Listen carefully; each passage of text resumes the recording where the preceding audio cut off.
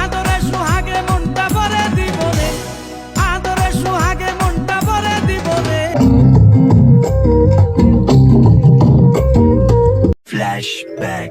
Hello বন্ধুরা, কেমন আছো তোমরা? আশা করি সবাই ভালো আছো আর আগেও ভালো থেকো। আমিও আল্লাহর রহমতে অনেক ভালো আছি। তো আজকে আমরা পিকনিক করতে যাচ্ছি, যেহেতু আমার মনেই ছিল না, ভুলে গেছিলাম, ঘুমিয়েছিলাম। তো ঘুম থেকে উঠেই ফোন চেক করতে দেখি বন্ধুদের মিস কল দেখে আমি বুঝে যাই যে হ্যাঁ, আজকে পিকনিক আছে। তো দেরি না করে রেডি হয়ে আমি বাইকটা পরিষ্কার করে বেরিয়ে যাই বন্ধুর বাড়ির দিকে। তো দেখি বন্ধু হাসতে হাসতে চলে আসছে। তারপর আমরা চলে যাই গ্রামের মোড়ে, যেহেতু আরও দুজন বন্ধু আসছে, তো তাদের জন্য একটু ওয়েট করছি, তারা আসলেই চলে যাব। তারপর 15-20 মিনিট ওয়েট করার পর আমরা বেরিয়ে পড়ি পিকনিক স্পটের দিকে। পৌঁছে দেখি ওখানে অনেকজন আগে থেকেই চলে এসছে, আমরাই লেট করে ফেলেছি। তো ওখানে যেতে না যেতেই আমাদেরকে খেতে দেওয়া হয় মুড়ি বিরিয়ানি, না ঘুগনি মুড়ি বিরিয়ানি খাওয়ার পরে আমরা চলে আসি ব্রিজের দিকে। তো ব্রিজের নিচে আসতেই দেখি এখানকার লোকজনেরা ব্রিজকে তো ব্রিজ রাখেনি, ব্রিজের নিচেটাকে পুরো গোয়াল ঘর করে রেখে দিয়েছে। তারপর আমরা ভাবি ব্রিজের নিচের দিকে আমরা ওই পারে যাব, কিন্তু ওই পার যাওয়ার মতো কোনো রাস্তা পেলাম না। তো তারপর ভাবি হ্যাঁ, যে ব্রিজের উপর দিকে যেতে হবে। ওই পারে যেহেতু একটা নৌকা আছে, তো ভাবছি ওই নৌকাটাতে চাপবো, চালানোর চেষ্টাও করবো একটু। তো এখন আমরা এই পারে আর থাকবো না, ওই পার চলে যাব, তাই আমরা এদিক থেকে চলে যাচ্ছি। তো আমরা এখন নদীর ওই পার থেকে এই পার চলে এসেছি। আর আমাদের বাপনদার নামতে একটু অসুবিধা হচ্ছে, এই ভূমিকম্প চলে আসলো, ভূমিকম্প যাই হোক নেমে পড়েছে। আর এই সেই নৌকা যেটাতে চাপার জন্য আমরা ওই পার থেকে এই পারে এসেছি। তো দেখা যাক আমরা চালাতে পারি কি না। আমরা সবাই নৌকার উপরে চেপে তো পড়েছি, কিন্তু নৌকাটাকে তো নাড়াতেই পারছি না।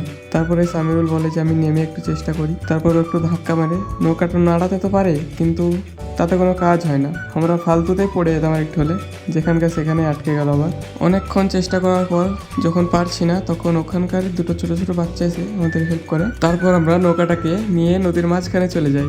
মাঝখানে যেহেতু সেরকম জল ছিল না, তবুও নৌকাটা ভালোই চলছিল। তারপর নৌকাটা নদীর মাঝখানে থামিয়ে মিস্টার সাহিল বানাতে লাগে রিলস। যে রিলসটা তোমরা প্রথমে দেখলা, ওটা নদীর মাঝখানে বানানো হয়েছে। তারপরে রিলস বানানো হয়ে যাওয়ার পরে আমরা ভাবি যে এবার যাওয়া যাক।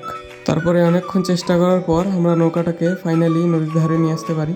তারপর আমরা এখান থেকে বেরোই। তো এখন আমরা আবার যাবো পিকনিক স্পটের দিকে, যেহেতু আমাদেরকে কল করে ডাকা হচ্ছে বারবার। তো পিকনিক স্পটে এসেই দেখি আমাদের সবারই জামা কাপড় সব ভিজে গেছে। ওখানে আমরা খেয়াল করিনি, কিন্তু এখানে এসে দেখছি সব ভিজে। জুতোর অবস্থা খুবই খারাপ, তিনজনেরই দেখতে পাচ্ছ কাদাতে ভর্তি। তারপর আমাদেরকে পকোড়া খাওয়ার জন্য দিয়ে দেওয়া হয়, দেখতেই পাচ্ছ আগে থেকেই শুরু করে দিয়েছে। পকোড়া খাওয়ার পর আমরা চলে আসি একটু আফ্রিকার জঙ্গলের দিকে। দেখতেই পাচ্ছ কিরকম ভিউ, কোথায় কোথায় নিয়ে যাচ্ছে ভাই কিছু বুঝতেই পারছি না। আফ্রিকার জঙ্গল মনে হচ্ছে দেখে, পুরো দেখতেই পাচ্ছ মরুভূমি লাগছে দেখে। তারপর আবার পিকনিক স্পটে এসে দেখি এখানে নাচ গান চলছে, আর একটা ছোট্ট ভাই বাইকে বসে নাচ গানের মজা নিচ্ছে। সবার নাচা দেখে সামিরুলেরও নাচ উঠে যায়, দেখতেই পাচ্ছ কিরকম করে নাচছে। তারপর পাশে দেখি দাদাও নাচতে শুরু করে দিয়েছে। তো এবার পালা খাওয়া দাওয়া করার, যেহেতু খাওয়া দাওয়ার পরে আবার একটু ডান্স হবে।